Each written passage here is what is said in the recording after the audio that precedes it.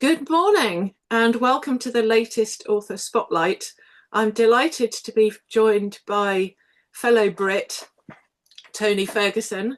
I have a lot of authors coming from Australia, I think a couple from Canada and some from the USA, but we're on the same time zone for a change this morning, and it's just after 9 o'clock on a sunny-ish Wednesday morning.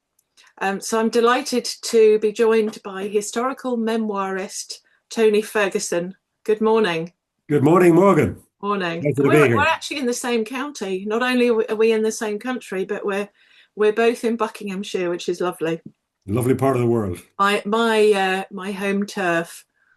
So we'll start at the beginning, as we always do, with how you got into writing. And do you remember the first thing you wrote? I do actually, Morgan. Thanks to being provoked by this Oh, interview, I thought back and the first word that I remember writing. It's not the first thing I wrote, but the first word that I remember writing was in primary three. So I'd have been about seven, maybe eight at the time. Miss Kelly's class. nice. And my father had spent a lot of time teaching me to read before I went to school. So by the time I got to school, I was reasonably literate for a 5-year-old. He had a party piece where if we had some visitors, he would get the newspaper out and he would point at certain words and ask, "What does that say?" And I would say "the" and "for" Right. and big words like that. So that was the Yeah. point. Yeah. But that kindled an interest. And in primary three, I now remember it quite vividly. Miss Kelly saying to the class, "Right, get out your copybooks, and I want you to write a sentence. And the sentence has to be about somewhere you want to go. Okay. So say something like, I would like to go to Belfast." Yeah. And so we all got down and started scribbling. And then at the end of it, we all carried our copybooks up to Miss Kelly and she had them on a pile and she started reading from them. Yeah. She said, and oh, here is Liam Gervin. And Liam says, I would like to go to Dublin. Very good. Well done, Liam. Yeah. Yeah. And here is Sally Burns. And Sally says, I want to go to London. Very good. And here is here is Anthony Ferguson, as I was at the time. Yeah. Uh, I would like to go to Czechoslovakia. Okay. And I'd learned And to did you spell this spell it? Did you spell it correctly? absolutely perfectly Yeah. correctly because I learned how to spell it. And here was the opportunity to Wow. exercise Yes, my new skills. absolutely. I still remember the Wow. class clamoring up to the front to Miss Kelly to get a look at this word, and Miss Kelly saying, Wow. "I can't believe it's such a big word could be in such a small head." Yes. Oh, That bless. was the first thing the first word that I Oh, remember writing. yeah. Yeah. After that, I won I think it was about 11 or 12-year-old. I won a competition in the local newspaper to write I think it was 300 words. It was a story about a young footballer who made his debut as a 17-year-old in the team and in a cup game missed a sitter right at the end of the match, and everybody was disappointed in him. And he was befriended by a policeman who was on duty and the policeman said, "Son, look, I've done exactly the same thing. Don't worry about it. Come back Wednesday night in the replay." And of course, I came back on Wednesday night in the replay and scored the winner. Wow. So that was as an 11-year-old. After that, I went to university. I had a brief period around about 16, 17, where I was interested in maybe a career in journalism. So, Mm. when they asked you at school, what would you like to do? I, for a while, was saying journalism, but I never did anything to follow up on it. I did at one stage, as I think I was about a 12, 11, 12-year-old, I did collect letters from famous people. So I used to, Yes. the Queen, for example, I sent the Queen a letter on her birthday, Mm. congratulating her on her birthday and pointing out that happened to be the same day as my birthday, the 8th of Oh, June. wow. It Wow. was her official birthday. And of course, I got a letter Yes. back from her lady in waiting. And I did that for a while. Yeah. University intervened. And at university, obviously, I wrote a lot of essays and theses and so on and so forth. Then I had a career in technology, as you mentioned earlier. And my writing at that stage was really, it was around proposals, propositions, and also thought pieces. As I sort of advanced in my career, I developed a bit of a thing about the use of technology and how new technology could be made applicable in the fields of banking and insurance. Mm, I did quite a bit of that, but really nothing that was particularly creative until I retired. right. And I retired 6 years ago now. Hmm. And when I retired, I had made a boyhood promise when I was about 11 or 12. I said to my grandfather, Andy Symington, I said, Granddad, one day I am going to write a book about you. And when I retired, that day dawned. It was time to settle the debt, as they say. Yes.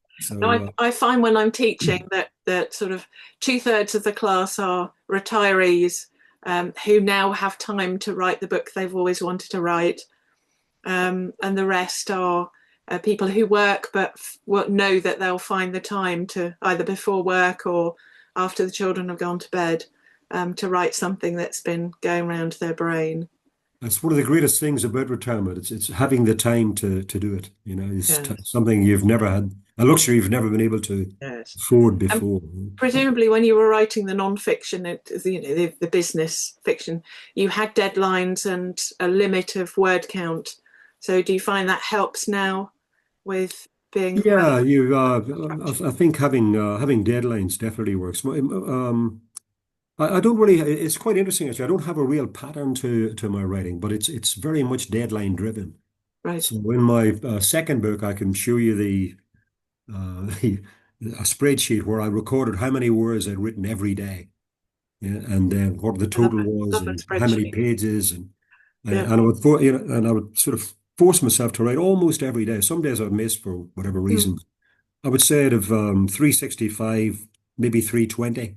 Wow. I'd been writing it, but Yeah. I'd never. I'm sort of, I guess I'm slow and I'm ponderous, really, Morgan. Yeah, and I don't think I've got that because I'm old. I think I was always like that in my Right. writing. Yeah. So I've never written. If I write 1,500 words in a day, that is an extremely good day. Yeah? That's really good.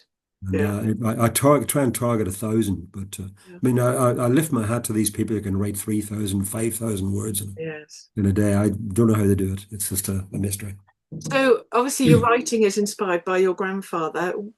Did you have a love of history at school? Is it something? Yes, I did. Yeah, although I wasn't a historian, I read economics at university, but I always liked history, and I particularly liked local history, social economic history, Mm, and so that was always something that stuck with me. Again, it's something thanks to ancestry and genealogy and everything else. mm. Uh, Primarily in retirement, I've really been able to spend some time on. So today, it's so much easier to do research. There's so much more material available at the touch of a keyboard. Yeah. Yes. And When you back in the day when you were, this is a question I've got to ask because you were involved in technology. Was AI? I mean, we've been using AI ever since Yahoo and Google's early days because if you're searching for something, then a computer is giving you the answer. So was it a glimmer back in the day when you were writing your technology? Um, yeah, no, I don't think it was really known. It certainly wasn't known as AI. We had something called machine learning, which was, I guess, the forerunner of AI. And then there was robotics started to become, and the whole thing started to merge together. But in my day, it was very much about creating a new application, so a software application, if you like, and mm, then trying to work out how that would change people's jobs. right. So that was really was the application of that technology. I remember I put the first ever Western banking solution into Slovenia Wow. back in after the wall came down, back in about late 90s. And there, the application of the technology was such that we could actually allow anybody in the branch. So you picture yourself walking into a branch, Mm, and there might be 10 tellers, 10 counters in front of you. right. This counter was for exchanging foreign currency. Mm, This was if you wanted to write a check. This is if you want to deposit cash or what. yeah. But they were all individually assigned. So on the foreign currency one, you could have nobody visit for a day, while Right. the check deposit one could be, the queue could be snaking in the Yes. corner. But they Yes. couldn't they couldn't actually adapt. So the Yeah. technology that I put in gave the we called it this universal teller concept, and Right. it revolutionized their bank branches for them. But so it was really, in answer to your question, it was not anything to do with artificial intelligence, but it's with a smarter way of working, really. Yes. Yeah. Yes. I did my work experience at school, and I wasn't, well, I think I would have been asked what I wanted to do, and I didn't have a clue. And I was told that you're because you're female, either be a nurse or a secretary, and you're not clever enough to be a nurse. Yeah. So I didn't know what I wanted to do. So I ended up being a secretary, which meant that I wrote, I always get this wrong, that one, serial data. I Yeah. wrote that 115,000 words. It's 100 and just over 100 now. 115,000 words in a month In a because month, I that's could type phenomenal. really Well done, quickly. you. So, Yeah. and my sister-in-law is a nurse, so we do well was a nurse and worked her way up to directorship. And it's okay. We have a nurse in our family, Yeah. a medic in our family, so it was fine The that person who gave you that advice, if that was today, they would probably get sent to prison, yeah, and deservedly, maybe. very Well, stern. things have changed, haven't Anyway, they? yes, no, I think Very they did me positive. a favour. We do watch 24 hours in A&E, but when it gets too graphic, I'm kind of out the door making the tea. Yeah, I like. One burning question: did you ever get to Czechoslovakia? Actually, I did. Yeah, funny enough, I got to in about 1994. I took a job with an American multinational, and I was basically working for them in Europe. Mm, And in '94, it wasn't that long after the Berlin Wall had come down, and Eastern Europe was just opening up. It was a fascinating time. So yeah. one of my first trips was to a place called Brno, Okay. which was in the Czech Republic. Yeah. Mm, Czech and Slovakia had split by then, and so there's two countries. yeah. Brno was the second city to Prague, and we had a big trade fair there. It was fascinating. Yeah. And then I did put some technology into a bank in Bratislava in Slovakia, but that was a few years later, towards the Right. end of it. Right. So yes, I got to But, Czechoslovakia, I can say. yeah. Not that I So ever really had an ambition to do that, it was just to show off but the work. just yeah, exactly, but needed to be done. Absolutely, yeah. Yeah. So you've retired. You've written your first book. Then walk us through the editing process. Did you leave it for a little while, or did you go straight back and go through No, it? so it's an interesting story. So that was I don't know if you can see that. That was the first book, Andy Symington, Tyrone's Most Wanted Man. Right. And he was an interesting character. He was a volunteer. He was an Irishman. There was never conscription in Ireland in the First War. So any Irishman that went to war was a volunteer, yeah, Yeah. not conscripted. So he left his job as a scutcher in the mill, earning 14 shillings a week, to fight in Flanders for 7 shillings a week. Wow. Yeah, so he took a pay cut. He was an adventurer, basically.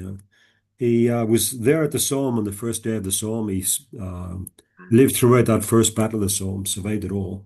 Yeah. Was at the front for about 18 months.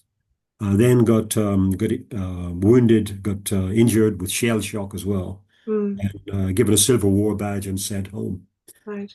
When he got back to Ireland, he then, in around about 1919, 1920, he joined the nascent IRA and fought against the British, against the Black and Tans and the auxiliaries Right. in Northern Ireland.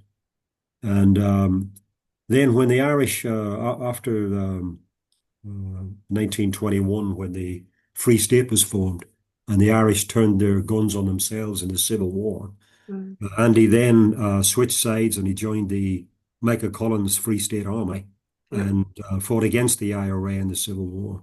Mm, So that was the story. When I started to do the research, and then something emerged during the course of the research, which was just it. I still find it difficult to believe it was they call it the hand of God or the hand of providence or whatever it was. But yeah. um, my granddad he had told a story about being lying wounded in no man's land, and in those days, the stretcher bearers was the most beleaguered, threatened job in the British Army. The Germans shot our stretcher bearers on sight, Mm, and we shot theirs. There wasn't a lot of chivalry left by 1916 when my granddad got to the front. So he was lying injured in no man's land. If the stretcher bearers came out at all, they would only pick up officers. Right. My granddad, being a private, would have been left. Left. Yeah. And he told the story. This officer was being picked up, and as they picked him up, he said, croaked out an order. He said, "Pick up Symington. He's a good one." Yeah. Yeah. Wow. Pick up Symington. He's a good one. Is Yeah. a phrase that resonates throughout has resonated for generations throughout our family.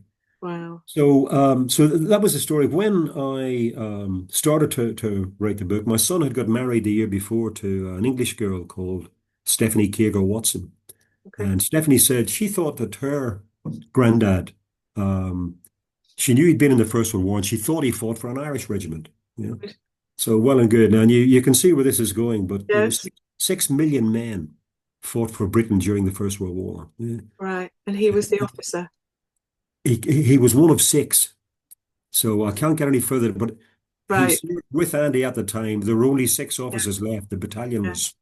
was ruined. It was decimated, worse than decimated. Yeah. Wow. There were only six left, but he actually, Geoffrey Keogher Watson, fought with Andy Symington in the same trench at the same time That's for 6 weeks towards the end of 1916. wow. So If the you wrote that as a novel, no one would. People would read it and go, "Yeah, that wouldn't happen." well, I wouldn't have the imagination to come up with it, to be Yeah. honest. You Yeah. just it'd be beyond your imagination. But so, Yeah. answer to your question, you might be able to see this little guy here. Oh yes, This that's is a good Finlay sign. Rafferty Ferguson, who Oh, was born in March 2022. right. He is only here because Jeffrey and Andy survived. He Yes. needed both of them to survive to get Ah, them. yes, of course. So, Wow. that really put a deadline on this. So I rushed it, and I made a lot of mistakes, but I was Right. trying to coincide it with his with the arrival of Finlay once I Ah. realized. I've since put that to rights, so I've republished it. Ah, It's a yes. bit snazzier Yep. uh, coat. It's got a nice title, Some Story. Yes. It's basically the same story, but enhanced here and there, a few mistakes taken out of it, and Yeah. generally presented a little bit better. Right. Right.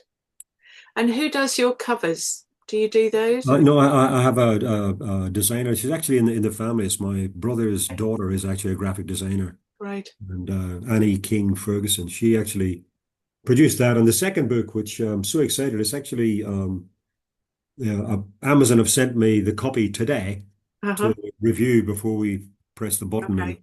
so it's got its complimentary cover to this one. Right.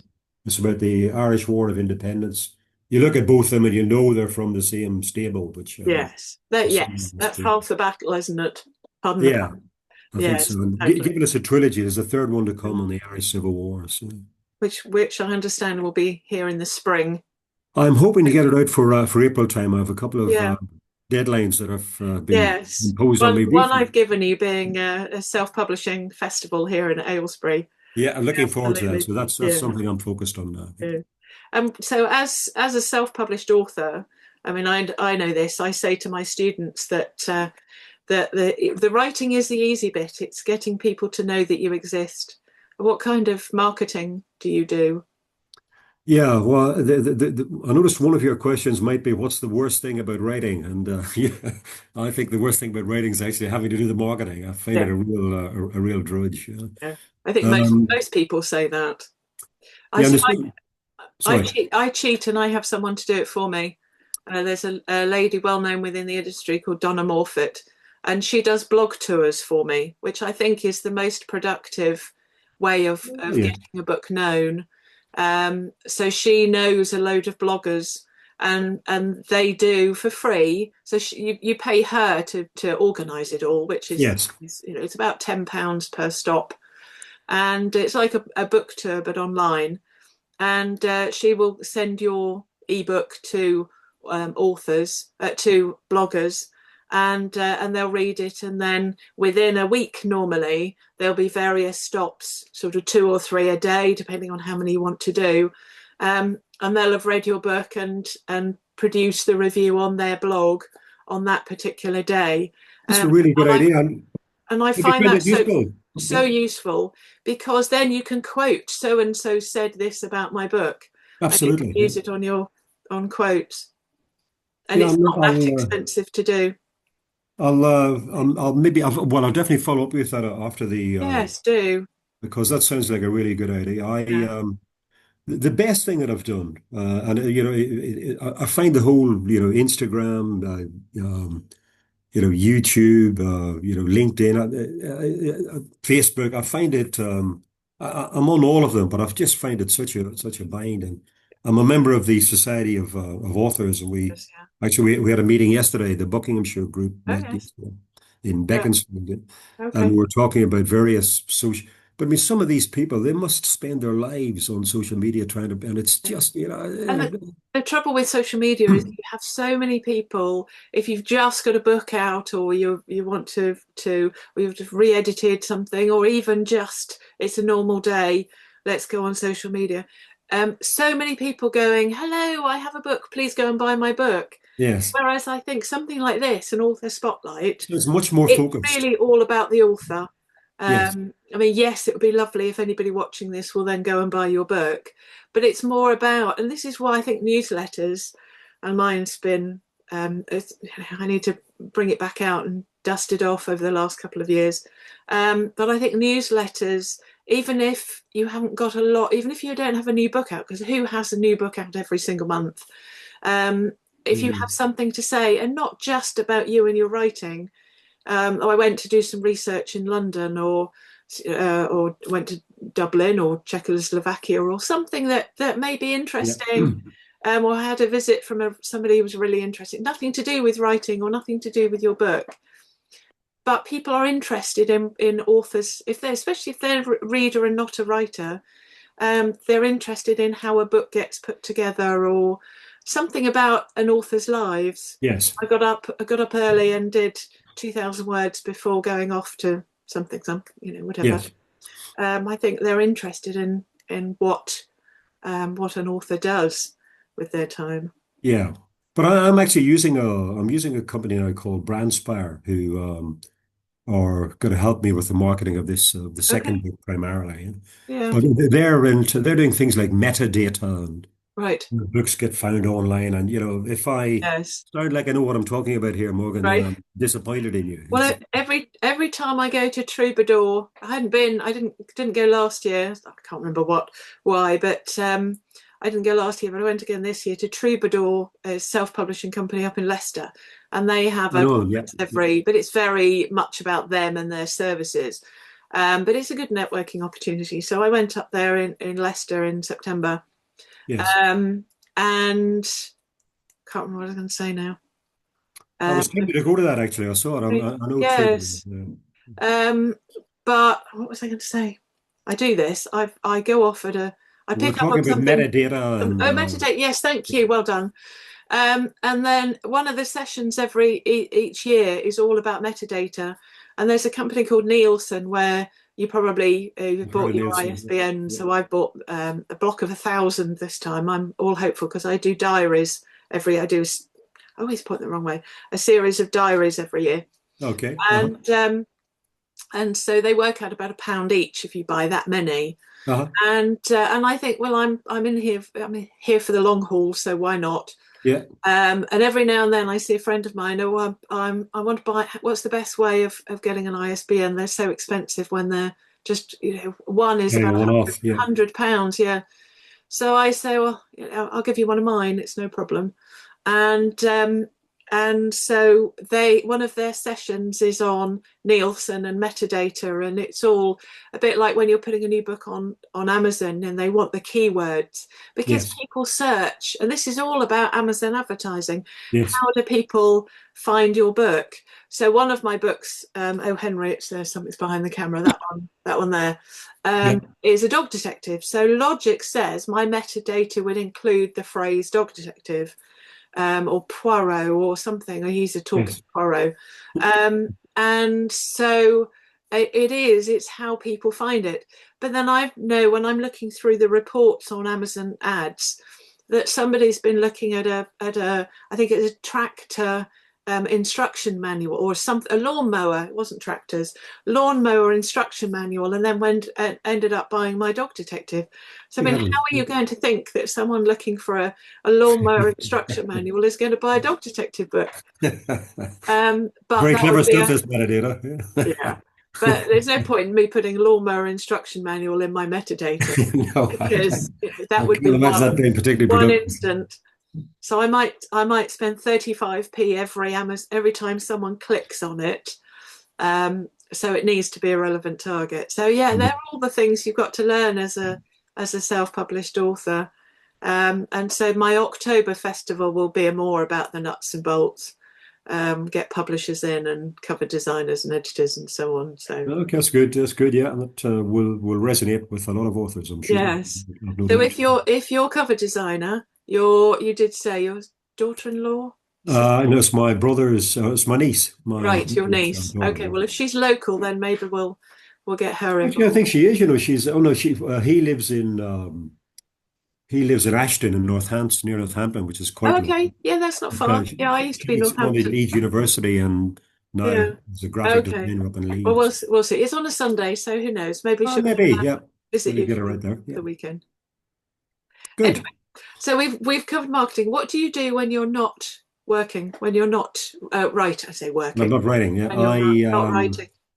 I have a dog. I have a lovely dog. He's Mr. Whiskey, we call him. He's 6 Oh, years old now. Had him okay. since he was 8 weeks. And what So is he? he takes me for a walk fairly regularly, keeps me up.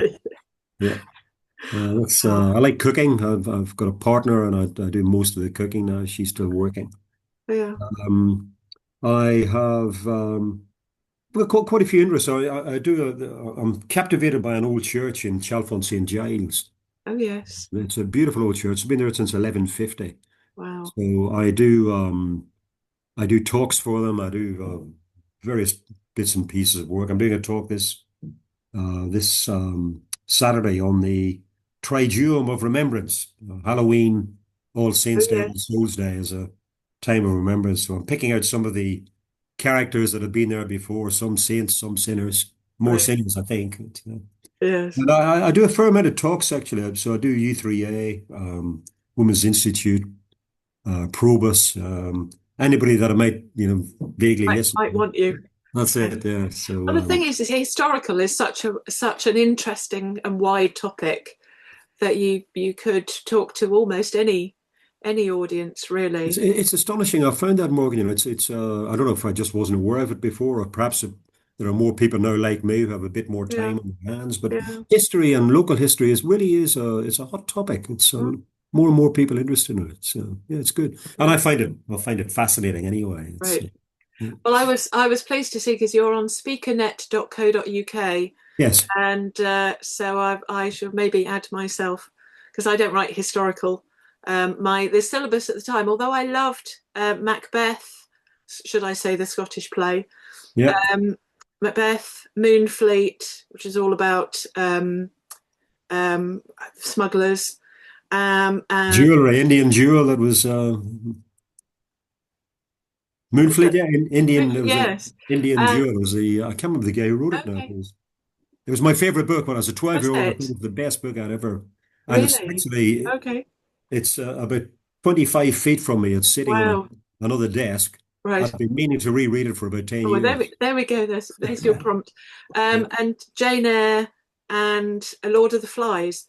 So Oh, luckily, that gave me a really sort of an interest in the dark, yes. in crime. Although most of my stuff, even the lighter one, I always get this wrong. One for the Road still has a lot of humour in it. Yes. Um, but I think it led me towards the interest of the darker side. But history was, I remember getting 2% in one exam. It was, I have a terrible memory. I Uh-huh. joke that my dad had a CD on how to improve your memory, and I've got it somewhere, but I can't remember where it is. And which is absolutely true. Yeah. It'd be in a box in the loft somewhere. And so school, the syllabus for history, it literally killed my I can't even remember what we were talking, but what the main topics were. I think we did the Great Fire of London and the Battle of Hastings. So I remember certain dates. Yes. But it was an exam just with what date was, what year was, and I got 2%. I think I got one question out of 50 right, and Good that was heavens. probably Probably either luck. 1066, 1665, Yeah. or 1666, Bless you. and that was, yes. And so I think I didn't really try. I loved primary school, did really well, and then went to a really good Dr. Challoner's in Little Chalfont. A very good school. Yeah, I'm a not really good school. 5 miles from there, Um, less at the but moment. they were an Oxbridge school, so they concentrated on the top few who had It promised was about to go passing to exams. Yeah, it still is. Still is. Yeah. Oxford or Cambridge, Yeah. and kind of forget the rest. Yeah. So Mm. I was there on my own, and my friends I made on the first day when we were all waiting in the canteen and in the hall to go to our assigned rooms. One of whom was still in contact with. We've lost contact with the other one, sadly, Stella, Uh-huh. and who loved pink. I don't know if you know Lee Russell.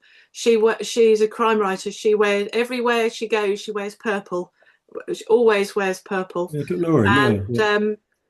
Yeah. so we had this friend Stella at Challoner's who always wore pink. Everything she wore was pink, and but I'm still in contact with Tracy. Good heavens. Yeah.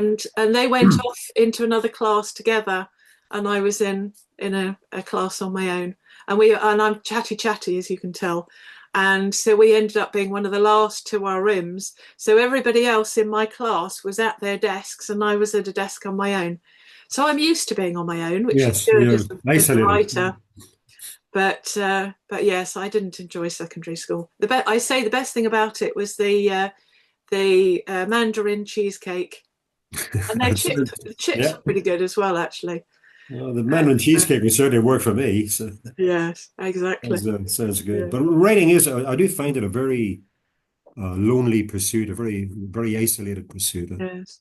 Probably I wasn't really geared up to date. I hadn't appreciated that when I first sat down. All my life had been about engaging with people and being Yes.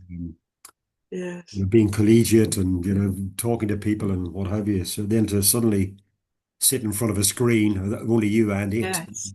Yes. your imagination. Yeah, it's Yeah.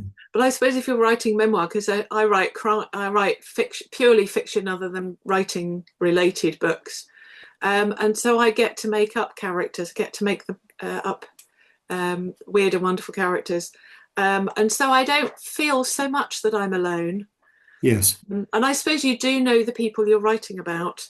You know their backgrounds, and so you have company to a certain extent.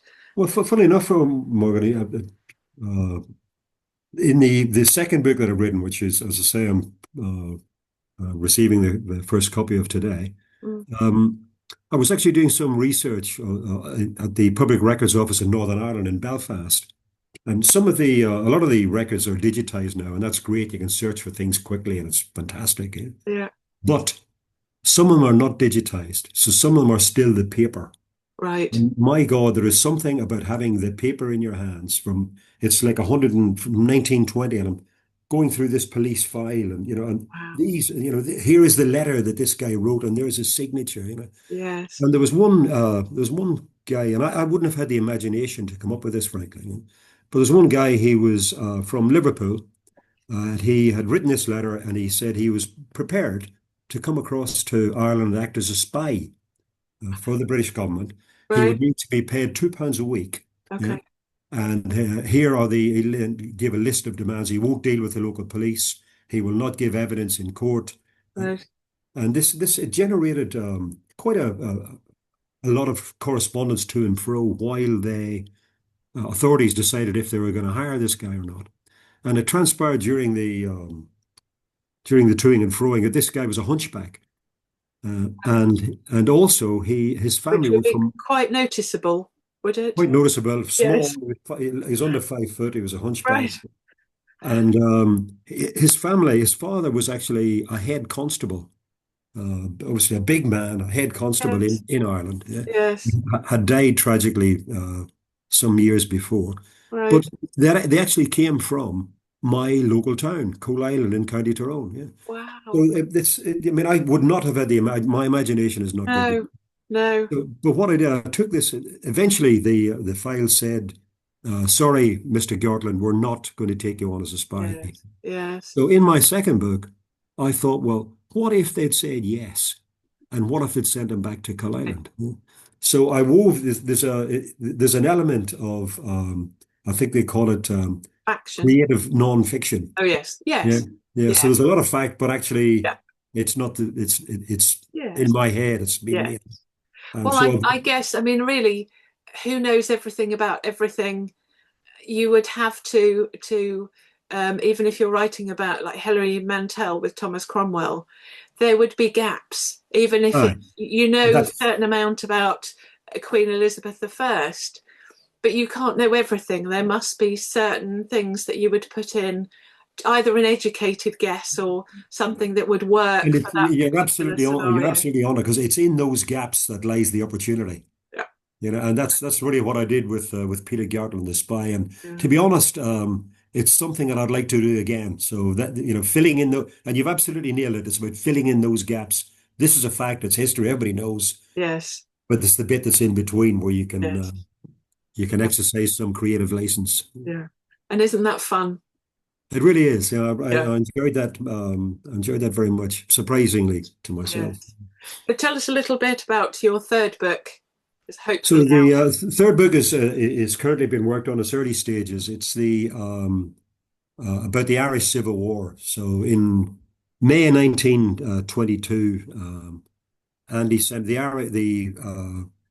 IRA lost the war in the north of Ireland in around about May 1922, Right. and Andy Symington he fled across the border, managed a very, very dangerous pursuit, but he managed to get across the border to a place called Belcoo, Right. which is in County Cavan, and he joined they had a Free State Army recruiting post there, and he had to get through the B specials and the British Army on one side, then through the irregulars, the IRA on the southern side, and Right. then get to the Free State to join the army. Yeah? Yeah. And he did that, and he was sent off to Athlone, which was the main barracks.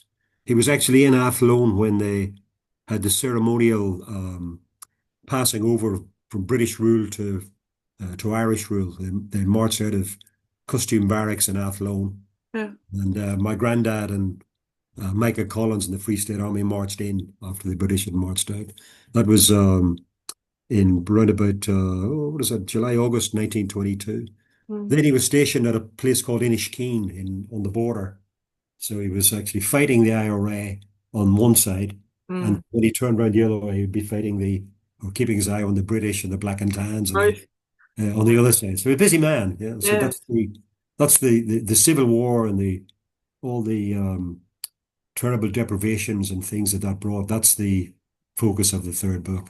Right. I do like to keep humor in my books, so I do like to introduce a bit of humor here and there. It's probably from my character, but the Irish Civil War is a subject that needs humor. Believe me, Right. it's a Right. Yeah.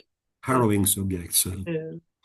we'll see how that develops. I'll keep you posted. Absolutely. Well, I look Hopefully, forward we'll be to talking in that April. being hopefully out by the 26th. At least it's the tail end of April. It It gives gives you me an a bit extra of, couple of bit of weeks. Yeah. yes, bit of breathing space. Yeah. Well, it's been an absolute pleasure. Thank you, Tony, for joining me today. I will put all your links and the biography on this page on my website.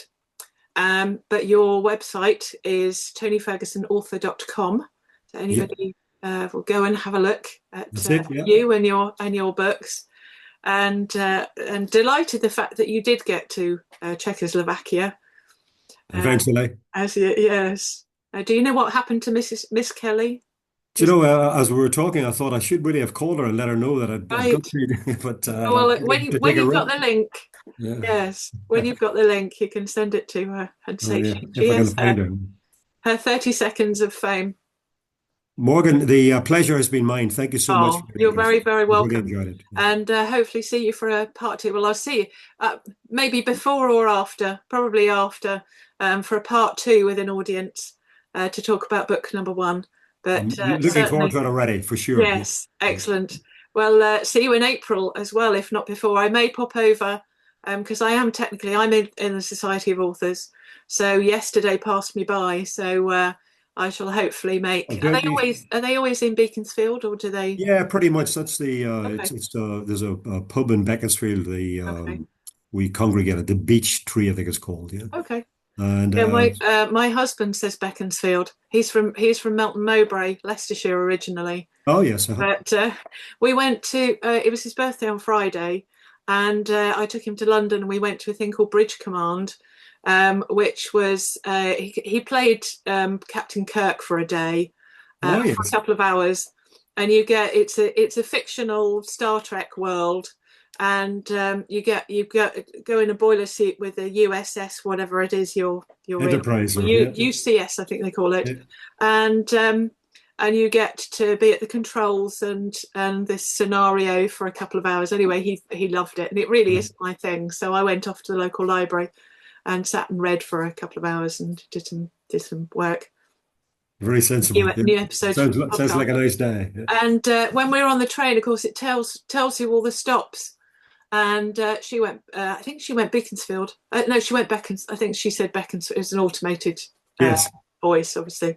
And I think she went. Yes, she did. She went to Denham, Beaconsfield. And I go Beaconsfield, and he was just sitting there nodding because he's a Beaconsfield. Anyway, and Yeah. that's for another story. Another story for another day. Yeah. Yes. Anyway, thank you so much. And Thanks a lot. The pleasure's mine, see you soon. Morgan. See you soon. Yeah. Okay.